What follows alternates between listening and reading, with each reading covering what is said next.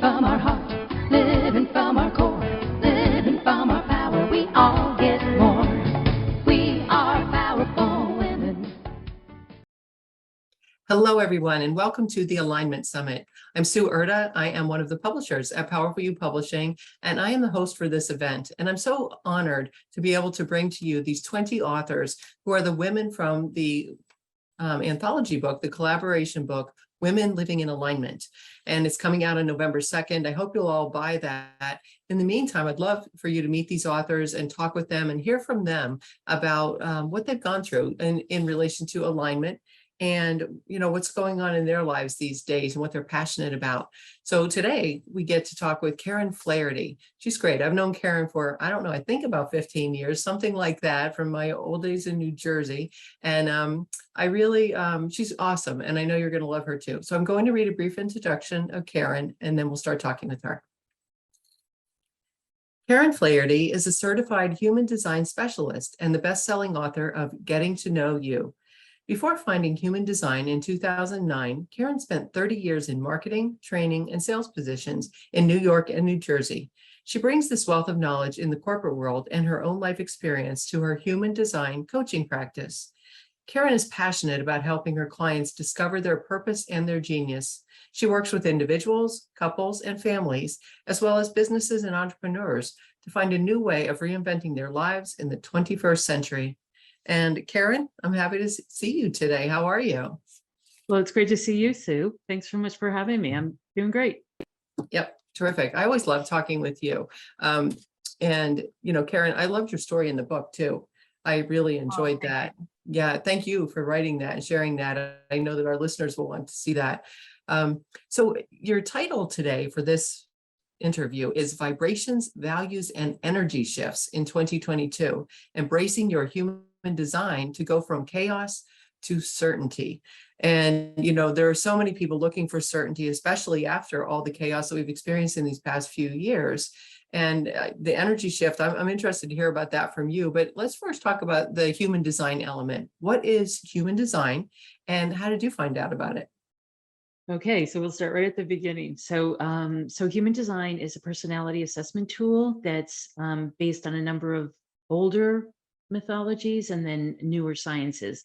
And what I liked about it was that it is based on the I Ching, the Kabbalah, the chakra system, and Eastern and Western astrologies. But then on the other side, it's also based on quantum physics, biogenetics, and modern math. And so you put those all together, and what we get is a very detailed picture of a person, and it's based on birth information. So it's similar to astrology in that it's based on your birth location and timing and the date, of course. And it's not really based on your name. It's not numerology, so it's not based on the name at all. But it's so we just use whatever name you would normally go by.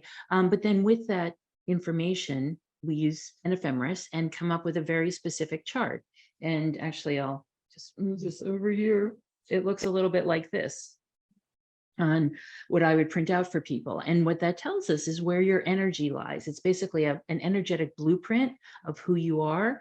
It also tells us your life purpose, your way of being, your kind of energetic way of being in the world.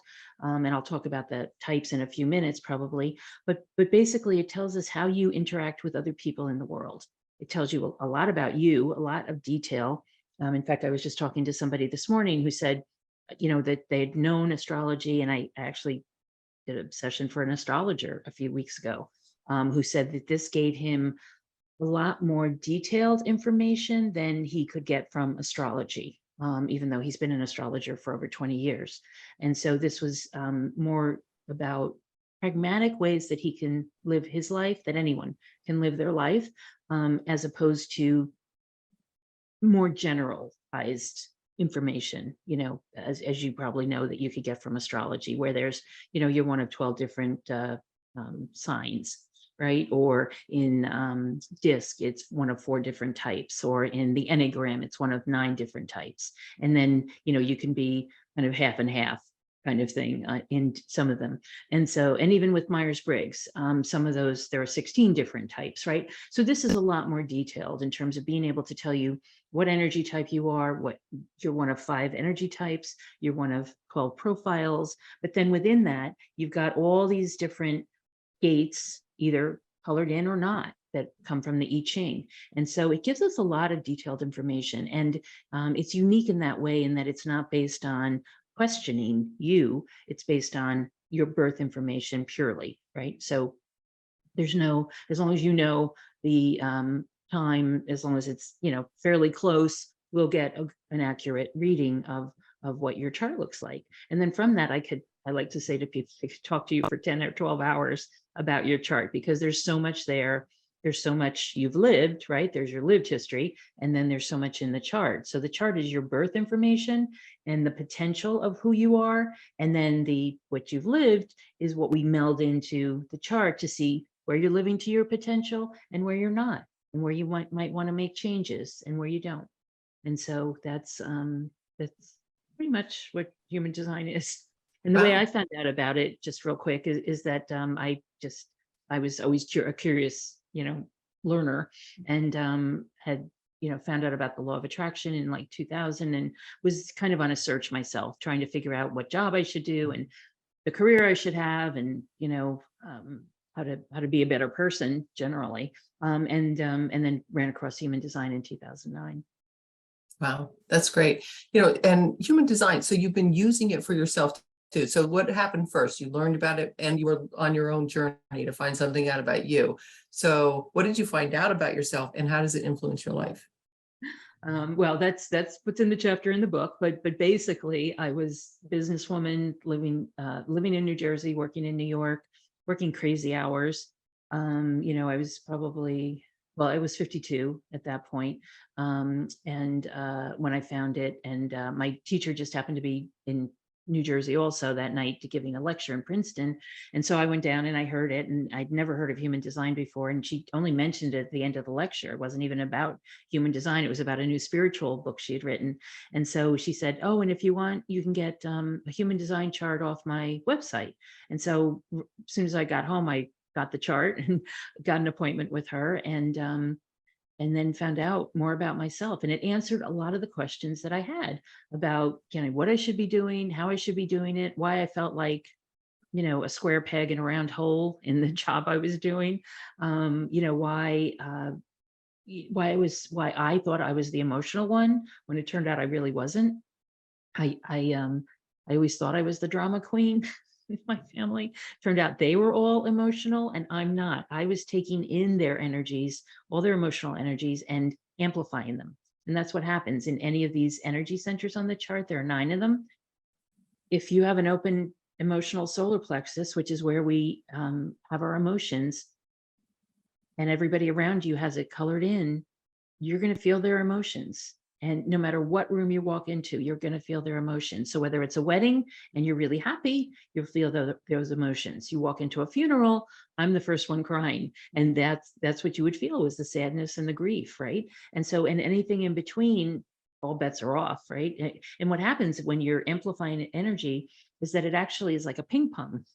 So the person with the energy, you feel it, it comes to you, and then you amplify it and it goes back to them. And so you could see how good emotions or not so good emotions could escalate, right? This is why confrontations or challenges with another person escalate the way they do. It's because that energy is literally bouncing back and forth.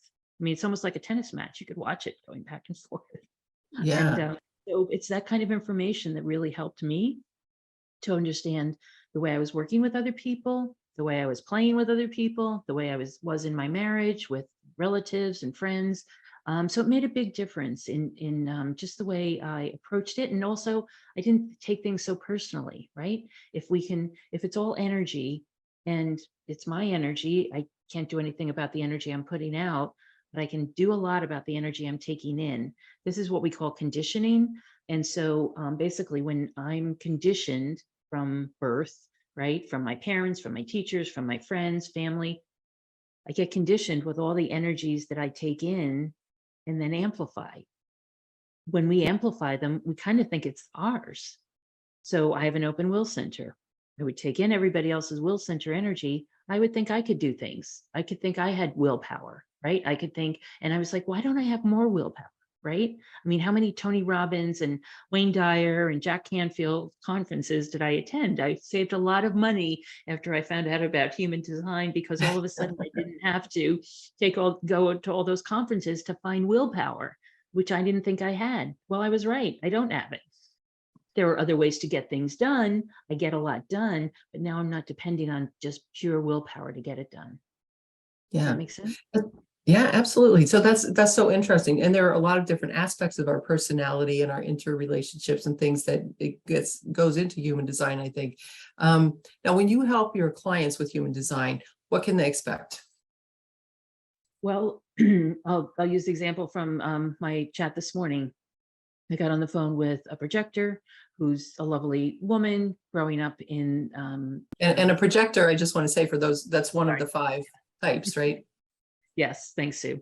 Yes. So a projector, and why don't I just go through the energy types real quick. So there are 5 different energy types, and 2 of us where the majority of the population have this red sacral colored in, and that's 70% of the population. Those are the generators and manifesting generators. And to be honest, we're the people, I'm a generator myself, we're the people who get things done, right? We've been the farmers and the factory workers and the laborers in the previous centuries. And now in this century, we basically get to decide what we want to do, right? And so we get to decide how we want to spend that energy. That energy is there all the time. It's always something we can always count on, and you'll just kind of march into the grave, right? You just have it all the time. The other 3 types don't have that sacral energy, and so they have a little less energy all the time. Doesn't mean they don't have energy. It just means they're taking in other people's energy and amplifying it.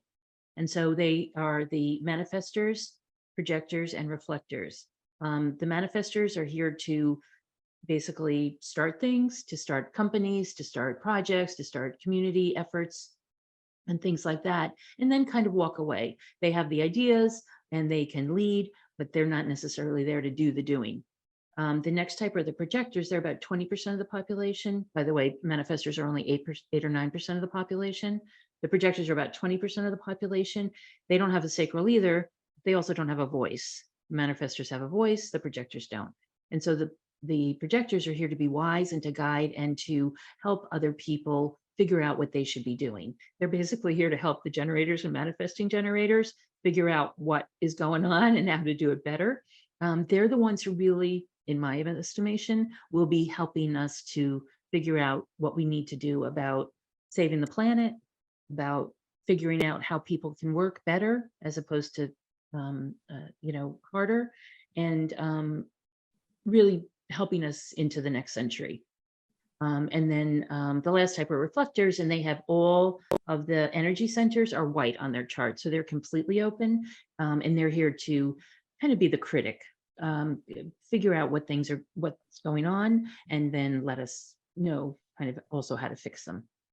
So this projector I was talking with this morning doesn't have a sacral filled in, doesn't have a lot of energy. And also she does have the throat filled in, but it's not connected to a motor. So she can be heard, but only sometimes. And when people ask her questions. So projectors have to wait for invitations. That's their strategy to make decisions. And so she wanted to talk about how to make decisions and how to get out of the school job she was in right now, which is basically a staff person in the school. And it turned out that as a projector, she has the entire sales channel. She has the will center defined, which is that little red triangle, and the spleen defined.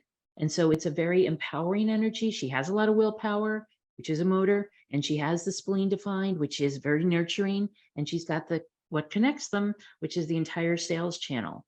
So she's told me she's been an entrepreneur all her life. She was selling, it turns out, pictures that she drew in kindergarten to her classmates.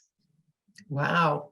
As I said, have you ever, sold before? And she said, well, no, not really. Meanwhile, she's been a Mary Kay person for 6 years. She's been a photographer for 6 years. She's been she had her own house cleaning company for a number of years. She's been an entrepreneur all this time, and yet she's never been as she says, in sales.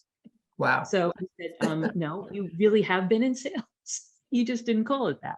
And so it's helping people to realize what that potential is and how, when she was 5 years old, she realized that potential already, but she had other ideas about sales. Later on, she said, my beliefs are limiting, the beliefs I have about sales. So I said, well, what if you got on Indeed or the ladders or anything else, take a look. You have a resume? She said, yeah. I said, take the resume, send out a few letters and see what happens. I said, you'll get a base salary of $50,000, $60,000 just for being a salesperson, working at home and doing what you want to do, being with your kids, because she's got 4 children. She needs to be at home. You work remotely, you do a sales job, you get a base salary, and then you get commission. What's not to like?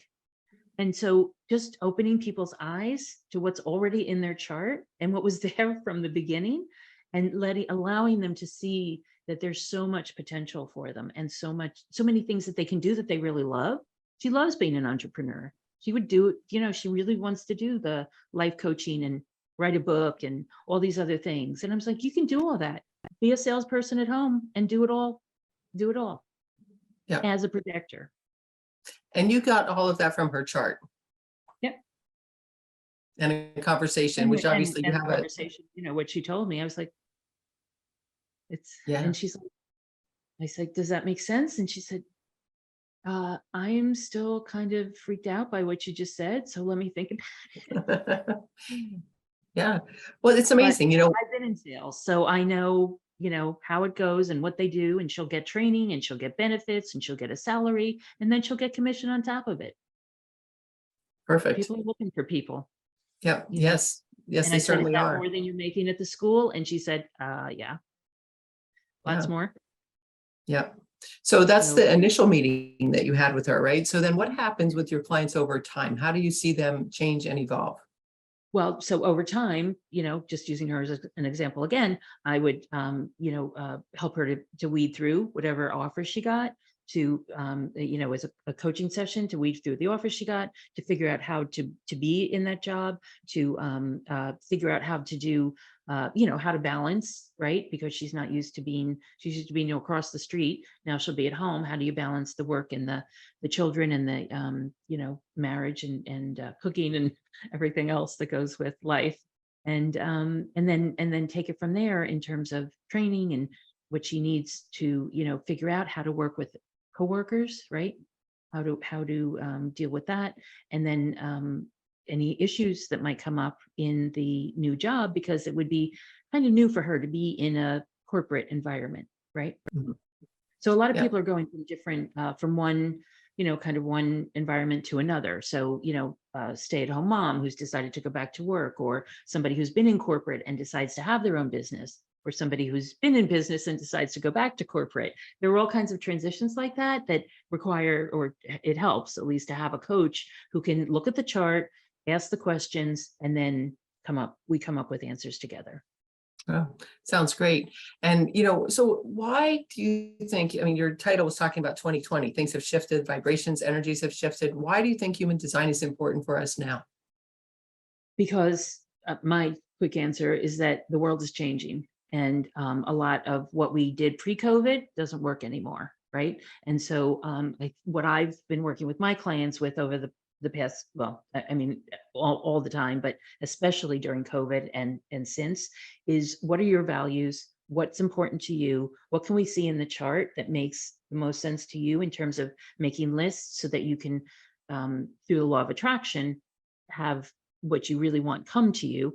But it's always based on values, right? So that what do you really want, and how can you get that?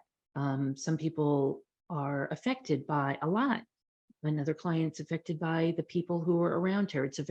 Her environment happens to be in New York City. It's in fashion. It's very hyperactive. There's always a lot of people around. And so she said, it's really hard for me to distinguish what's my energy versus what's other people's energy, right? So somebody asked her to do something, and it's not really in her, purview. It's not really what she's supposed to be doing, but it sounds interesting, right? But that person might be affecting her in some way energetically, that's having her say yes when she really doesn't mean yes. You know what I mean? Yeah. And so you want to say yes when you mean yes and no when you mean no. And the best way to do that, I find, is to get quiet, figure out what you really want, so that when it comes, the things come to you, you know whether it's really for you or not. Yeah. Well, and so human design, you talked, I guess, more so about business stuff, like helping people in their career and stuff. Can you talk just a little bit about relationships, meaning, families, husband and wife, or partners, or kids, or anything like that? How does it work with relationships? Sure. Well, it really helps with figuring out the relationships. I like to say in human design, any two people can be together, but it's really best to know their charts, right? So that so that I know what energy I have, and then I know what energy my husband has, for example, or children have. I don't have any children, but it certainly helps knowing my nieces and nephews and my brothers and sister-in-laws and brothers and sisters charts, because then I know what's going on for them, and what I can, how I can either tamp down some things that I might say, or how they, when they, shout or very willful, or have an opinion about something that doesn't necessarily jive with mine, I can be understanding because I understand their chart, right? Mm. So some people are very opinionated. It's because they have the green ajna defined, and they have to have their way, and they have to be right, and they have to be, and I'm like, well, maybe there's a different way to look at it. Have you ever thought of, and then, it's a much more understanding conversation than Mhm. it used to be. I'll tell you that. But knowing the energies of each party really helps a lot, because we all bounce the energy off each other. And actually, there was an interview with William Shatner the other morning on one of the morning shows. He's got a new book out, his memoir. He's 91. He looked great. He has finally figured out that we're all interconnected, Sue. Having Wow. gone to the wherever he went up in space just for those few hours, he's like, I always thought we were interconnected, but now I know for sure we are, right? Just like the trees are interconnected in their roots, we are electromagnetically. We are connected, and we're all connected. And so the less I get upset about somebody else's behavior, the more I take responsibility for my own behavior, first of all, and then understand another person's behavior without making judgment, completely accepting it, and just realizing that there's a reason they're saying that. It's because of the way they were raised, and the way the way their beliefs are, has nothing to do with me. I don't have to take it all personally anymore. Mhm. There's really nothing to take personally. And so it's kind of a relief to know that you don't have to take things personally. Yeah, which is great. It sounds to me, as you're explaining that, you say relief, and I was thinking ease, just more calm and peace Right. within myself because of that. More I can grace. be more accepting and compassionate, more ease, I more like to peace. call it Yeah, grace and ease. right. Grace and ease. Right. Karen, this has been great. I always love talking with you. Thank you so much. I know that our listeners probably want to learn more about human design. Where can they find that information and connect with you? Sure. So the best place to, if you're curious and you want to get your own chart, the best place to go is my website, livingbyhumandesign.com. And on every page, you'll see request a chart. Just click on that, and then I'll send you the chart pretty quickly after that. Usually it takes a few hours because it's not done automatically. They're done manually. And then we'll send you the chart with a bunch of information and access to my free course, and information about your energy type. And then we can take it from there. If you want to learn more, I do sessions, and I do coaching, and classes sometimes as well. Great. And they can buy your book, And I have a book. right? It's called Getting to Know You, and it's on Amazon. Thanks, Sue. Yep, you're welcome. Great. Yeah, it's a wonderful book. And Karen, again, thank you so much. I'm so happy you're a part of this project. I know Karen is also one of our Powerful Publishing trainers, which we are so grateful to have her with us. Our authors love her.